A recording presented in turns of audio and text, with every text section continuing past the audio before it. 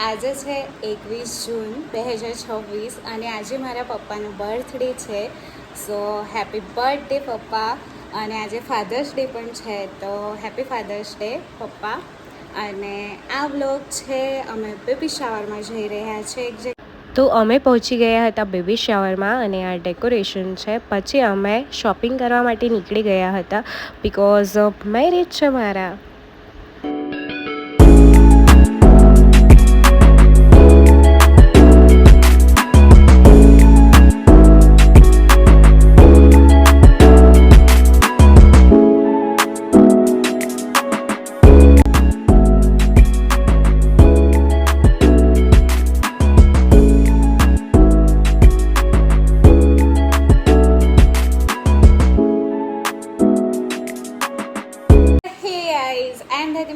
And welcome back to my channel. તો આજે છે 21 જૂન 2026 અને આજે મારા પપ્પાનો બર્થડે છે. સો હેપી બર્થડે પપ્પા.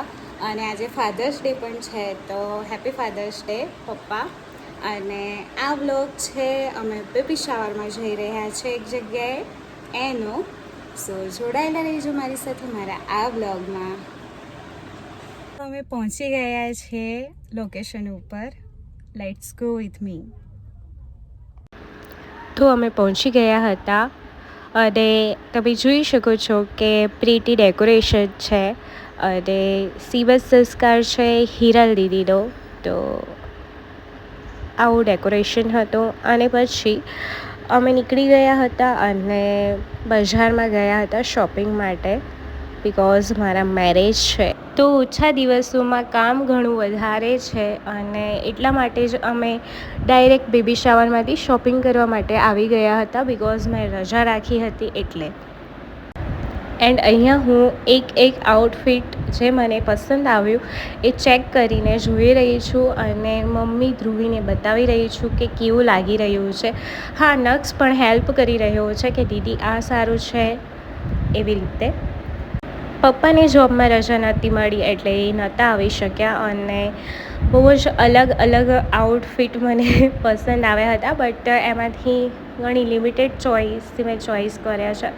અને બધા જ ફંક્શનના હોય, મહેંદી, હલ્દી, ગણેશ સ્થાપના, મંડપ મુહૂર્ત, મેરેજના દિવસનું પાનેતર અને અલગ અલગ ડ્રેસ.